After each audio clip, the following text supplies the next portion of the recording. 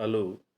मैं चेतनलाल रेगर, सहआचार्य समाजशास्त्र, राजकीय महाविद्यालय शाहपुरा, जिला भीलवाड़ा।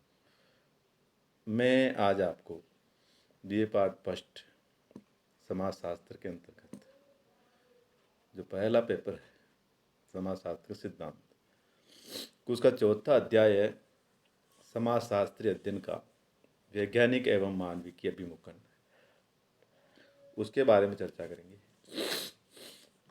समाजशास्त्री इससे पहले का जो अध्याय था वह समाजशास्त्र परिप्रेक्ष्य के संदर्भ में था, जो उसका कि हमने अध्याय 2 में परिप्रेक्ष्य को समझ चुके थे।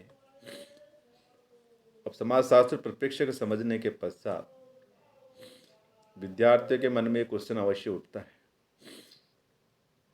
कि हम समाजशास्त्र का जो अध्ययन है किस प्रकार से करें, क्योंकि समाजशास्त्र से संबंधित जो शोधकर्ता है या वैज्ञानिक हो के लिए आवश्यक है कि किसी घटना का अध्ययन प्रारंभ करने से पहले उसके स्वयं का समाजशास्त्रीय पूर्व परीक्षण या अभिमुखीकरण हो। जब तक हमें ऐसा नहीं होगा वह समाजशास्त्री अध्ययन के लिए सक्षम नहीं हो सकेगा, क्योंकि विद्वानों का यह मानना है क्योंकि अध्ययनों को प्रामाणिकता के साथ संचालित करने के लिए अध्ययनकर्ता का वैज्ञानिक एवं मानविकीय तथा समाजशास्त्रीय अभिमुखीकरण होना अनिवार्य है। और इस प्रकार के अभिमुखन के लिए नहीं कि होने पर क्या होगा कि जो तथ्य हैं उनको प्रामाणिकता के आधार पर उसके विश्वसनीय निष्कर्ष नहीं निकाले जा सकते, और जब विश्वसनीय निष्कर्ष नहीं निकलेंगे तो हम सिद्धांतों का निर्माण भी नहीं कर सकते। तो समाजशास्त्रीय अध्ययनों के वैज्ञानिक एवं मानविकी अभिमुखन हो या पूर्वाभिमुखीकरण नहीं किया जा सकता। तो मानविकी और वैज्ञानिक अभिमुखन से पहले हमें अभिमुखन किसे कहते हैं, मीनिंग ऑफ द ओरिएंटेशन का अर्थ जानना आवश्यक है। अभिमुखन शब्द जो ओरिएंटेशन शब्द से लिया गया है, जो कि अंग्रेजी का है, और अंग्रेजी शब्दकोश के अनुसार अभिमुखीकरण या पूर्वाभिमुखीकरण जो है एक ऐसी प्रक्रिया को कहा गया है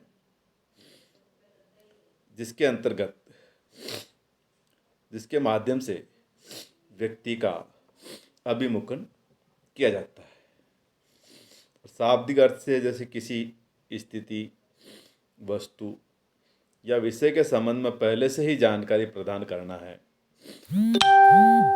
इसी प्रकार पूर्वाभिमुखीकरण व्यक्ति के लिए मार्गदर्शक या पथ प्रदर्शक है, जो उसे अध्ययन विषय का पहले से परिचय करा देता है। इससे क्या होता है कि इससे जो हम अध्ययन करते हैं उसकी प्रामाणिकता के लिए जो सहायता मिलती है। अब बात आती है समाजशास्त्रीय अभिमुखन की, सोशियोलॉजिकल ओरिएंटेशन। तो इस अभिमुखन का तात्पर्य तो उस प्रक्रिया से है जिसके माध्यम से अध्ययनकर्ता को समाजशास्त्र के महत्वपूर्ण पक्षों से परिचय कराया जाता है और उसे समाजशास्त्री परिप्रेक्ष्य के अनुरूप अध्ययन करने हेतु प्रशिक्षित किया जाता है। समाजशास्त्री अभिमुखन भी एक ऐसी प्रक्रिया है जिसके द्वारा व्यक्ति को इस प्रकार से प्रशिक्षित किया जाता है कि उसे समाजशास्त्री अध्ययन करने से पहले ही आवश्यक ज्ञान या जानकारी प्राप्त हो जाए, और इससे यह समाजशास्त्री अध्ययन करने में वो पूर्ण सक्षम हो जाता है। तो अभिमुखन की यह प्रक्रिया अध्ययनकर्ता को अनुसंधान कार्य के विभिन्न चरणों से परिचित कराती है। और निष्कर्ष के रूप में हम ये कह सकते हैं कि अभिमुखन की प्रक्रिया के द्वारा ही मूल अध्ययन प्रारंभ करने के लिए पढ़ते हैं। पहले अध्ययनकर्ता का अभिमुखीकरण हो जाता है जिसके आधार पर उसका मार्गदर्शन होता है। फिर भी समाजशास्त्रीय अभिमुखन के जो प्रकार बताए हैं, अगर हम समाजशास्त्रीय के कार्यों या विचारों पर दृष्टि डालें तो हमें पता चलेगा कि अपने अध्ययन में वैज्ञानिक पद्धतियों का जो प्रयोग है सावधानी पूर्वक ठीक उसी प्रकार से चिन्हित किया जाता है जिस रूप में उसका ठीक से वर्गीकरण किया जाए या निष्कर्ष प्रस्तुत किए। कुछ ने अपनी अंतर्दृष्टि पर निर्भर रहते हुए समाज के संदर्भ में बहुत कुछ लिख डाला और अन्य एक सामान्यकरण कर डाले। इस प्रकार के अध्ययन में वैज्ञानिक पद्धति का कहीं भी सहारा नहीं लिया गया, तो ये अनुभविक प्रमाणिकों पर आधारित नहीं थे। एलेक्स इंकल्स ने ठीक ही लिखा था कि वैज्ञानिक इस मामले में विभाजित रहे हैं कि क्या समाजशास्त्र विज्ञान हो सकता है। उसकी पद्धतियां सहानुभूति पूर्वक समझ की होनी चाहिए या नियंत्रित प्रयोग की। क्या समाजशास्त्र की कोई सिद्धांत रचना करनी चाहिए, तथ्य की खोज करनी चाहिए। क्या समाजशास्त्र राजनीतिक दृष्टि से संलग्न होना चाहिए, उसे मूल्य स्वतंत्र होना चाहिए। इन प्रश्नों के संबंध में समाजशास्त्री जो कुछ निर्णय लेते हैं उसका समाजशास्त्री जांच के प्रकार पर बहुत गहरा प्रभाव पड़ता है। और स्पष्ट है कि समाजशास्त्र के परिप्रेक्ष्य के संबंध में समाजशास्त्र में हमेशा मत भिन्नता रही है। दो परिप्रेक्ष्य की प्रधानता रही है, प्रथम वैज्ञानिक साइंटिफिक पर्सपेक्टिव, दूसरा मानवीय की परिप्रेक्ष्य। यह तो हमें पता है कि समाजशास्त्र का जन्मदाता ऑगस्ट काम्टे थे। उन्होंने भी समाजशास्त्र के जो विश्लेषण करने के कार्य में वैज्ञानिक परिप्रेक्ष्य का सहारा लिया। इसके साथ ही Emile Durkheim, Max Weber, Pareto, Schwartz आदि ने भी इसी परिप्रेक्ष्य को आधार माना। तो कहने का तात्पर्य सामाजिक व्यवस्था में संतुलन बनाए रखने के लिए समाजशास्त्र ने अपने ज्ञान का उपयोग समस्याओं के समाधान हेतु किया। और जब मानवीय उड़ गई तो उसके आधार पर दूसरा परिप्रेक्ष्य का भी काम में लिया। तब हम बात करते हैं वैज्ञानिक अभिमुखन की।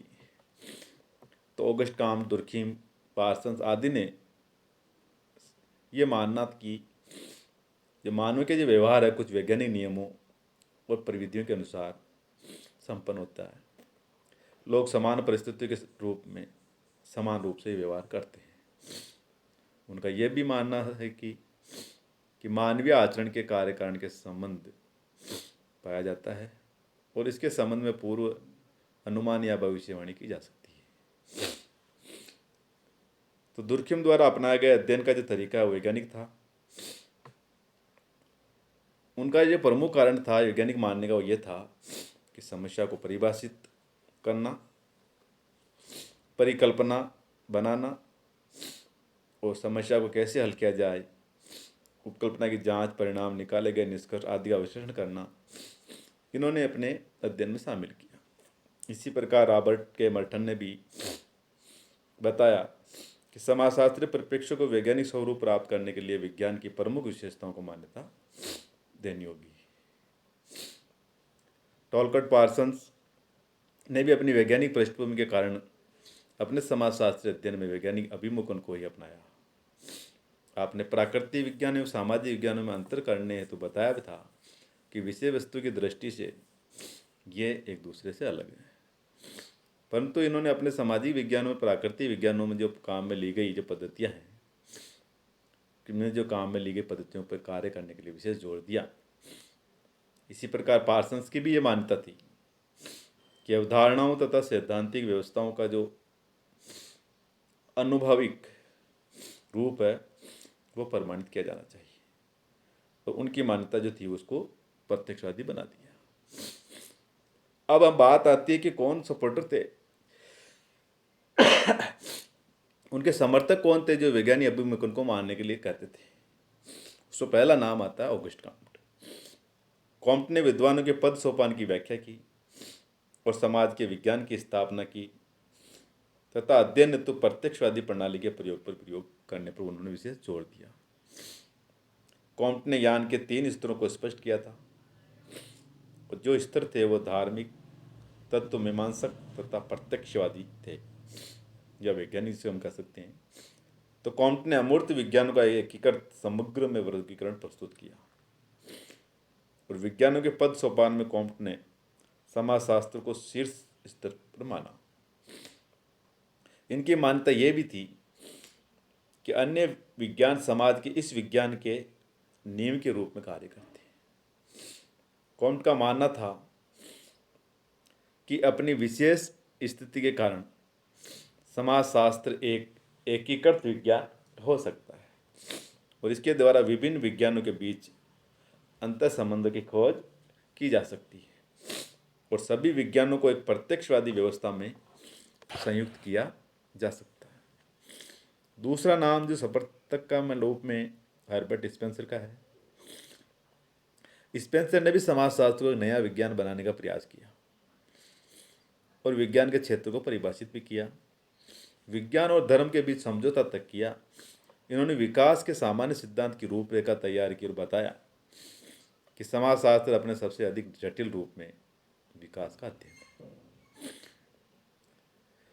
इसी प्रकार मार्गरेट विल्सन ने भी इसके साथ सहयोग सप्रतक के रूप में बताया कि स्पेंसर की जो विकास की सामान्य योजना एवं समाजशास्त्र में इसका विशेष जो प्रयोग है यह बताता है कि प्राकृतिक विज्ञानों के विचारों को समाजशास्त्र पर लागू किया।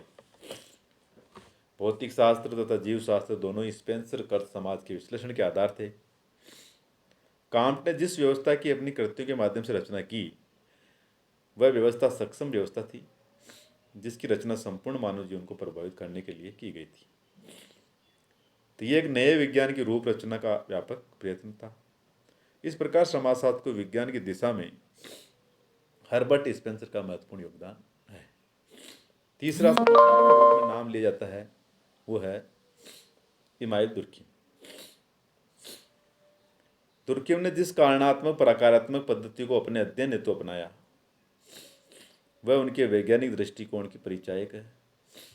आपके द्वारा अपनाया गया अध्ययन का तरीका वैज्ञानिक था जिनके प्रमुख चरण थे समस्या को परिभाषित करना, उपकल्पना बनाना कि समस्या को कैसे हल किया जाए और उपकल्पना की जांच करना एवं परिणामों तथा निकाले गए निष्कर्ष का विश्लेषण करना।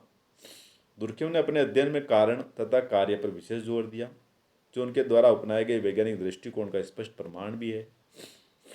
उदाहरण के रूप में इन्होंने ये निष्कर्ष निकाला कि सामाजिक संबंधों के अभाव में आत्महत्याएं अधिक होती है। तो स्पष्ट है कि दुर्खिम ने अपने अध्ययन समाजशास्त्री वैज्ञानिक अभिमुखन को अपनाते हुए किए तथा अध्ययन में वैज्ञानिक पद्धति का सहारा लिया। चौथा नाम आता है मैक्स वेबर। वेबर के अनुसार सामाजिक विज्ञान मानव के ऐच्छिक तथा अनैच्छिक कार्यों का अध्ययन करने के लिए वैज्ञानिक विधि का सहारा लेते हैं। थियोडोर एबल के अनुसार वेबर के लिए सामाजिक विज्ञान समसामयिक दृश्य की मूर्त स्थितियां, घटनाओं या दशाओं के अध्ययन के लिए विज्ञान की पद्धतियां या प्रविधियों को लागू करने का एक प्रयास है जो सामाजिक लक्ष्य तथा मूल्यों पर सकारात्मक अथवा नकारात्मक प्रभाव रखती है। वेबर ने समाजशास्त्र को विज्ञान तो माना ही है और लिखा भी है कि समाजशास्त्र एक विज्ञान है जो सामाजिक क्रिया के व्याख्यात्मक बोध का प्रयास करता है ताकि इसके द्वारा इसमें जो घटित होने वाले या इसके प्रभावों के जो कारणात्मक स्पष्टीकरण तक पहुंच सके। तो वेबर ने सामाजिक कार्य व्यवहार के आदर्श रूप, इन आदर्श रूपों के 4 प्रकारों, सामाजिक संबंधों के प्रकारों, औचित्यपूर्ण सत्ता की प्राप्ति की प्रकृति आदि को जिन्होंने वैज्ञानिक तरीके से समझाया और इनका जो आइडियल टाइप की धारणा थी यानी आदर्श प्रारूप की जो अवधारणा के माध्यम से इन्होंने मानव के व्यवहार के क्या कारण हो सकते हैं उनका उल्लेख किया। तो कहने का तात्पर्य वेबर की जो रचनाओं से इस बात का स्पष्ट प्रमाण है कि वे एक महान सामाजिक वैज्ञानिक थे जो वैज्ञानिक अभिमुखन का काम करते थे। 5वां समर्थक का नाम अगर लें वो है टालकट पार्सन्स। टालकट पार्सन्स वैज्ञानिक पृष्ठभूमि के कारण ही इन्होंने समाजशास्त्री अध्ययनों में वैज्ञानिक अभिमुखन को अपनाया। इन्होंने सामाजिक विज्ञान को क्रिया विज्ञान के रूप में देखा और ये विज्ञान अंतरक्रिया तथा मूल्यों के संबंध में विचार करते हैं। पार्सन्स ने प्राकृतिक विज्ञानों एवं सामाजिक विज्ञानों में अंतर करते हुए ये बताया कि विषय वस्तु की दृष्टि से ये एक दूसरे से अलग है, परंतु आपने सामाजिक विज्ञानों में प्राकृतिक विज्ञान में जो काम में ली गई पद्धतियों को काम में लेने में विशेष जोर दिया। और उनकी मान्यता थी कि अवधारणाओं तथा सैद्धांतिक व्यवस्थाओं को अनुभविक रूप से प्रमाणित किया और किया भी जाना चाहिए। उनकी इसी मान्यता ने उनको प्रत्यक्षवादी बना दिया। इनका वैज्ञानिक चिंतन की जो वास्तविक प्रकृति पर जोर दिया और समाजशास्त्र की प्राकृतिक विज्ञान की जो प्रविधियों हैं उनको अपनाया भी। इसके संबंध में इन्होंने एक डैनियल डब्ल्यू रेजिड्स ने कहा भी था कि ये स्पष्ट है कि पार्सन्स वैज्ञानिक परंपरा में है, यानी कि वो अनुभवी या प्रत्यक्षवादी पर जोर देते थे। वैसे वर्तमान काल में कुछ भी ऐसे समाजशास्त्री हुए हैं, कुछ ही, जिन्होंने समाजशास्त्र के वैज्ञानिक अभिमुखों को अपनाया। उदाहरण के रूप में जेटरबर्ग ने बताया था कि समाजशास्त्री सिद्धांतों के प्रतिपादन में नियमों को उसी प्रकार कठोरता से लागू किया जाना चाहिए जिस प्रकार गणितज्ञ अपने गणना संबंधी सिद्धांत की खोज करने में करते हैं। अनेक समाजशास्त्री ये मानते भी हैं कि समस्त सामाजिक घटनाएं व मानवीय व्यवहार जो है वैज्ञानिक रूप में संचालित होते हैं, तो इसमें कार्य कारण का संबंध पाया जाता है और इसके पीछे कुछ नियम होते हैं। इन नियमों को ध्यान में रखते हुए ही समाज में इच्छित परिवर्तन लाया जा सकते हैं। वैज्ञानिक पद्धतियों को काम में लेते हुए अनुभव आधार पर जो प्राप्त तथ्य हैं उसे सामान्यकरण किए जा सकते हैं और मानवीय व्यवहार के संबंध में भविष्यवाणी भी की जा सकती है। तो समाजशास्त्र के विकास पर ध्यान देने से यह बात तो स्पष्ट हो जाती है कि वैज्ञानिक अभिमुखों को अपनाने हुए अनेक अनुभव अध्ययन हुए और किए भी गए। उसके साथ ही कई सिद्धांत भी प्रतिपादित हुए और सोरोकिन ने तो बताया भी था कि 1952 से 1965 के बीच समाजशास्त्र के क्षेत्र में असंख्य अनुसंधान कार्य हुए, उनका तथ्यों का विश्लेषण किया, अनुभवी अध्ययन हेतु नवीन पद्धतियों का विकास हुआ। तो कहने का तात्पर्य यह है कि इस समय समाजशास्त्र में पद्धति शास्त्र पर आवश्यकता से अधिक जोर दिया गया, जिसकी बर्जर ने आलोचना भी की और बताया कि समाजशास्त्री अपने विषय से दूर चले गए। वे मानव समाज के अध्ययन पर पूरी तरह ध्यान देने के बजाय पद्धति शास्त्र की बारीकियों में उलझ गए। तो धीरे धीरे विज्ञानवाद और वैज्ञानिक समाजशास्त्र के विरुद्ध आवाज़ उठने लगी और ये सोचा जाने लगा कि समाजशास्त्र के अध्ययन के लिए वैज्ञानिक पद्धति का जो प्रयोग किया जाना चाहिए या सहानुभूति तथा वर्स्टेन नामक नई व्यक्तिपरक पद्धतियों का क्या समाजशास्त्र में विशुद्ध सिद्धांत निर्माण पर जोर देना चाहिए, क्या समाज की समस्याओं के प्रति भी जागरूक एवं चिंतित होना चाहिए। तो इसी समय समाजशास्त्र में एक नवीन परिप्रेक्ष्य का विकास हुआ जिसे हम मानवतावादी या मानवीय के परिप्रेक्ष्य कहते हैं। अब मानवीय परिप्रेक्ष्य की बात करते हैं तो इसको हम अगले पीरियड में कहेंगे कि मानवीय परिप्रेक्ष्य में क्या चर्चा है।